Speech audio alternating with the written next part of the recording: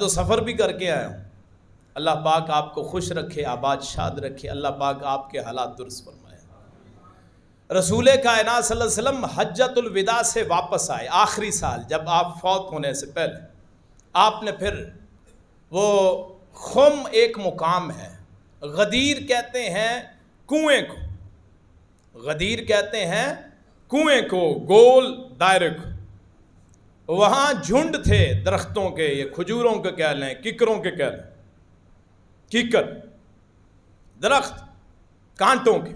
وہاں آپ نے خطبہ دیا جسے خطبہ غدیر خم کہا جاتا ہے. وہاں آپ نے خطبہ دیا، فرمایا لوگوں ہو سکتا ہے میں تم جیسا ایک بشر ہوں. آپ کے الفاظ، میں تم جیسا ایک بشر، ہو سکتا ہے اللہ کا بلانے والا آ جائے اور میں اس کو جواب دے دوں، یعنی میں اللہ کے پاس چلا جاؤں. میں تم میں دو چیزیں چھوڑ کے جا رہا ہوں، ایک اللہ کی کتاب قرآن مجید اور ایک میرا اہل بیت. اللہ کی کتاب قرآن مجید کو مضبوطی سے تھام لو، کائنات ساری مل جائے تم گمراہ نہیں ہو سکتے. اور اذکرکم اللہ اہل بیتی، اہل بیتی، میں تمہیں اپنا اہل بیت یاد دلاتا ہوں.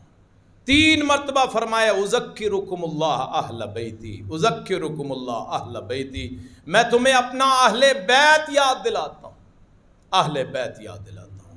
میں ان بھائیوں سے جو محرم میں یہ بحث کرتے ہیں کہ حسین صحیح یا یزید، خدا کا خوف، کہاں حسین، کہاں اہل بیت، اور کہاں دنیا کی ساری چیزیں اہل بیت کی پاؤں کی خاک پہ قربان کر سکتے. کوئی مقابلہ ہے ہی نہیں، صفر. ایک طرف 100% اور ایک طرف 0%، کوئی مقابلہ نہیں ہے. اس منبر پہ کھڑے ہو کے قرآن کریم میرے سامنے، جو بندہ حسن و حسین کا، مولا علی کا کسی سے موازنہ کرتا ہے، کسی سے مقابلہ کرتا ہے، اور ان ذاکرین واعظین جو محرم میں تبرہ کرتے ہیں صحابہ پہ، مولا علی کا نام لے کے، حسن و حسین کا نام لے کے، ان کے لیے پیغام، آؤ ہماری بات سنو. ہم پوری کائنات میں کسی کو ایسا نہیں سمجھتے جو مولا علی اور ان کے بیٹوں کے مقابلے میں آ سکے. کوئی ہو سکتا ہی نہیں ہے. اللہ کی قسم ہے، روزے کی حالت میں کوئی لکھ کے دینے کے لیے میں تیار ہوں. آئے بیٹھے تو صحیح، ہمیں مسلمان سمجھے تو صحیح، اور ہمیں محب اہل بیت سمجھے تو صحیح، ہمیں مولا علی کا ماننے والا سمجھے تو صحیح، ہمیں حسن و حسین کا ماننے والا سمجھے تو صحیح. خدا کا واسطہ ہے، بازاروں میں ایسی ایسی تقاریر چلتی ہیں اور صحابہ پہ تبرہ ہوتا ہے حسن و حسین کا نام لے کے، مولا علی کا نام لے، اور مقابلہ ہے ہی نہیں. مقابلہ کیوں کرتے ہو؟ جیسے رسول کا مقابلہ کسی کے ساتھ نہیں صلی اللہ علیہ وسلم، کہ رسول کائنات کا مقابلہ ہے کسی کے ساتھ؟ کسی کے ساتھ نہیں. اسی طرح رسول اللہ کے گھر کا بھی مقابلہ کسی کے ساتھ ہے. رسول اللہ نے فرمایا، اللہ نے پیدا فرمایا، زمین کو دیکھ، اللہ نے علاقہ پسند کیا حرمین کا، حجاز کا. اللہ نے قبیلوں کو دیکھا، قریش کو پسند کیا. اللہ نے خاندانوں کو دیکھا تو ہاشم کے خاندان کو اللہ نے پسند کیا. ہاشم کے خاندان میں سے گھرانہ دیکھا تو عبداللہ کے گھرانے کو پسند کیا، اور عبداللہ کے گھرانے میں محمد الرسول اللہ، مجھ کو اللہ نے پسند کیا. میں لوگوں میں سے اعلیٰ ہوں نسل کے اعتبار سے، لوگوں میں اعلیٰ ہوں خاندان کے اعتبار سے. کائنات میں کوئی خاندان ایسا نہیں ہے جو محمد الرسول اللہ کے خاندان جیسا، کوئی والدین ایسے نہیں ہیں جو محمد الرسول اللہ کے والدین جیسے، کوئی داماد ایسے نہیں ہیں جو مولا علی جیسا ہو، کوئی دنیا میں ایسا نہیں ہے جو سسر محمد الرسول اللہ جیسا صلی اللہ علیہ وسلم.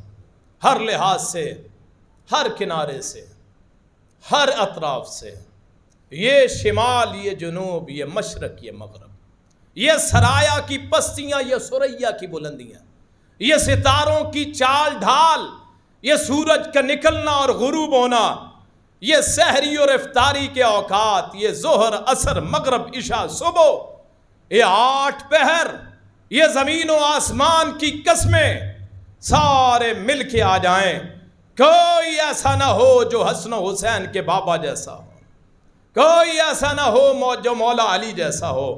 اس لیے خدا کے لیے اس بحث کو تو ختم کر دیں کہ مقابلہ آپ کرتے، مقابلہ ہے ہی نہیں، ایک طرف 100%، ایک طرف 0%، کوئی مقابلہ نہیں۔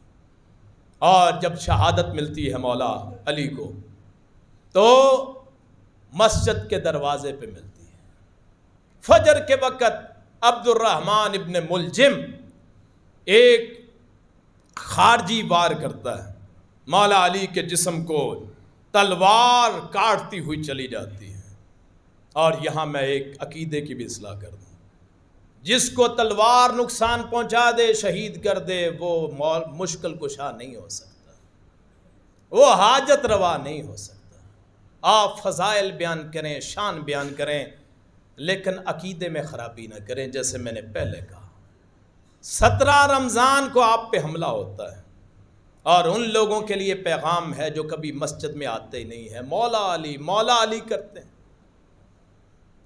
نشہ کر کے، بھنگ پی کے جلوس نکالتے ہیں، ماتم کرتے، مولا علی کرتے، یا علی یا حسن حسین۔ اور ذرا آؤ تو صحیح، یہ مولا علی ہے کون؟ جن کی ساری زندگی مسجد میں، جن کے خطبے مسجد میں، جن کی نمازیں مسجد میں، جن کی عبادات مساجد میں، مدینے میں آئے، مدینہ طیبہ کی مسجد نبوی کے پڑوسی بنے۔ جہاں آج روضہ رسول ہے نا، وہیں ایک گھر میرے مولا علی کا بھی ہے، وہ جو ڈھانپا ہوا ہے نا، اللہ مجھے آپ کو اس کی زیارت نصیب فرمائے۔ وہ سبز چادر جب دیکھتے ہیں تو ایمان تازہ ہو جاتا ہے، حالانکہ وہ اوریجنل نہیں ہے، بعد میں ڈالی گئی ہے، لیکن وہ جن گھروں پہ پڑ گئی، ان کی برکت سے، جن دیواروں پہ جو اس چادر کو مٹی لگ گئی، اس مٹی کی برکت سے وہ چادر بھی مقدس ہو گئی۔ وہاں میرے مولا علی کا گھر بھی ہے، وہاں حسن و حسین کا گھر بھی ہے، وہاں فاطمۃ الزہرا کا گھر بھی ہے۔ اور مسجد سے نہیں نکلے، مسجد سے کوفے گئے تو مسجد کو اپنا بنایا، وہیں فیصلے کرتے۔ شہادت ملی تو مسجد کے دروازے پہ۔ میں آپ تمام سے گزارش کروں گا، اگر آپ واقعتاً مولا علی کے ماننے والے، اگر آپ علوی ہیں، آپ کو یہ پسند ہے کہ قیامت کے دن نسبت میری مولا علی کے ساتھ ہو، تو پھر اعمال وہی کرنا پڑیں گے جو مولا علی نے کر کے دکھائے۔ پھر آپ کی زندگی یہ نہیں ہو سکتی کہ آپ بے نمازی ہوں، آپ یہ نہیں ہو سکتا کہ مسجد سے بیزار ہوں، کہ مسجد میں نماز ہو رہی ہے، آپ باہر چہل قدمی کرتے ہوں، آپ کی دکانیں کھلی ہوں۔ جب اللہ اکبر کی پکار آ جائے تو بالکل اسی طرح مسجد کی طرف آنا ہے جیسے مولا علی آیا کرتے تھے۔ اور اللہ موت نصیب فرمائے مسجد میں کسی کو، اللہ موت نصیب فرمائے سجدے میں کسی کو، اللہ موت نصیب فرمائے رکوع کی حالت میں کسی کو، قیام کی حالت میں کسی کو سلام پھیرا ہو، اللہ کی طرف سے بلاوا آ جائے، وہ موت عطا فرمائے جو اللہ نے مولا علی کو عطا فرمائے۔ 2 دن شدید زخمی رہے، شدید زخمی، پرانا دور تھا، علاج نہیں ہو سکتا تھا، سارا جسم کاٹ کے رکھ دیا تھا میرے مولا علی کا، پیارے علی کا، حسن و حسین کے بابے کا، فاطمۃ الزہرا کے شوہر مکرم کا، سارا جسم کاٹ کے رکھ دیا۔ اور اسی خون میں پھر شہادت کی موت ملتی ہے، اسی خون میں پھر اللہ کے پاس پہنچتے ہیں، اسی اللہ کو یاد کرتے ہوئے اپنے مولا کے پاس پہنچتے ہیں۔ اللہ ایسی موت نصیب فرمائے جو اس کی یاد سے مزین ہو، کہ مرتے ہوئے اللہ تعالیٰ اپنا ذکر نصیب فرما دے، اور مولا علی کے راستے پہ اللہ چلنے کی توفیق عطا فرمائے۔ غزوہ بدر اور فتح مکہ، یہ 2 واقعات انشاءاللہ میں مولا علی کی شان پہ رمضان کے بعد جمعہ لازماً پڑھاؤں گا انشاءاللہ۔ اور آپ کی یہ تو تھی آپ کی شان، پھر ہم بیان کریں گے کہ مولا علی نے خلافت کیسے گزاری ہے، تاکہ پتہ چلے کہ جس مولا علی کو ہم مانتے ہیں اس کا کردار کیا تھا، ان کا رہن سہن کیسا تھا، ان کی زندگی کیسی تھی، ان کے فیصلے کیسے تھے۔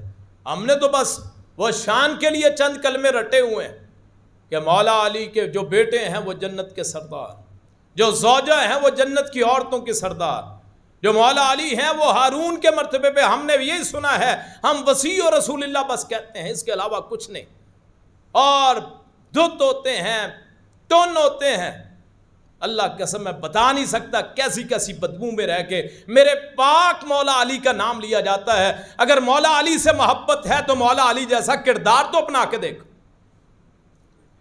غزوہ بدر اور فتح مکہ دونوں رمضان میں، 17 رمضان کو غزوہ بدر، 20 رمضان کو فتح مکہ۔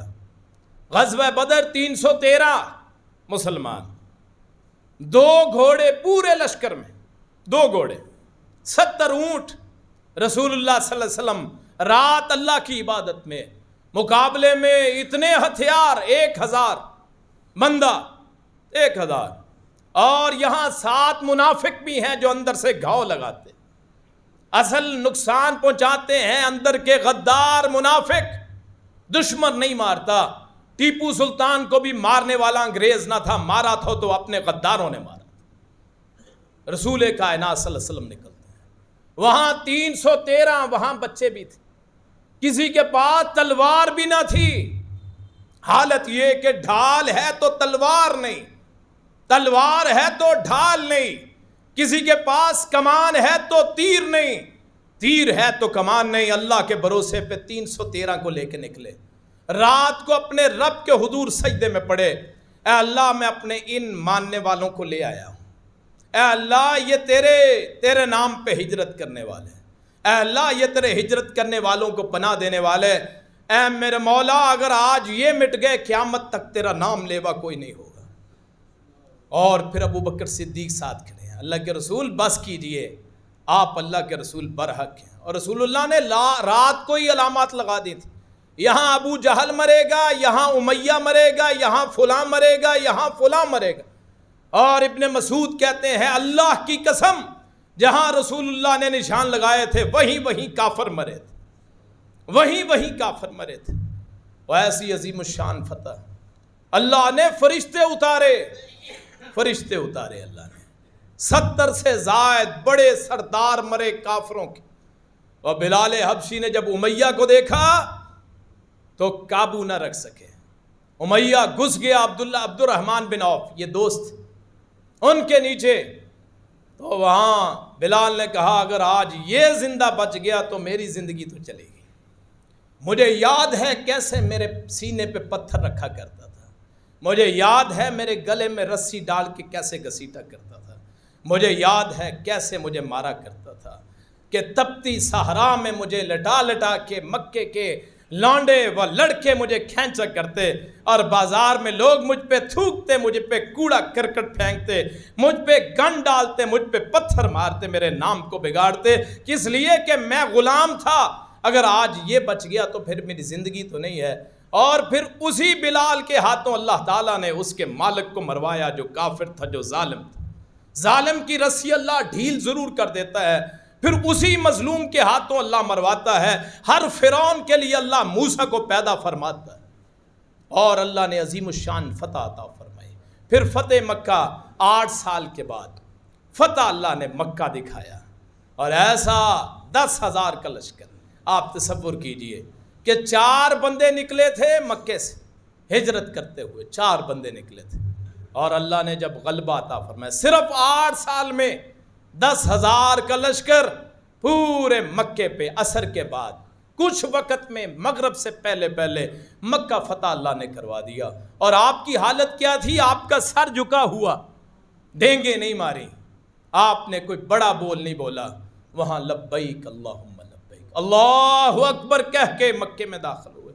8 رکعت پڑھے رسول اللہ صلی اللہ علیہ وسلم نے، رکعت پڑھی فتح مکے کی خوشی میں، صبح کے وقت وہاں آپ نے پڑھی۔ میرے اور آپ کے لیے پیغام کیا ہے کہ مومن کثرت تعداد پہ نہیں جایا کرتے، مومن 313 ہوں بدر والے، عقیدہ اللہ پہ ہو، اللہ ہزاروں پہ ان کو فتح عطا فرما دیتا ہے۔ مومنوں پہ توکل ہو، اللہ وہیں سے جہاں سے ظلم کیا جاتا ہے اللہ اسی زمین کا وارث بنا دیتا ہے، اور اللہ تعالیٰ نے آپ کو وہ فتوحات عطا فرمائی۔ اللہ پاک مجھے آپ کو تمام کو ان تمام باتوں سے فوائد حاصل کرنے کی توفیق عطا فرمائے۔ اللہ پاک ہمیں حضرت مولا علی جیسا کردار عطا فرمائے۔ آخر دعوانا ان الحمد للہ رب العالمین۔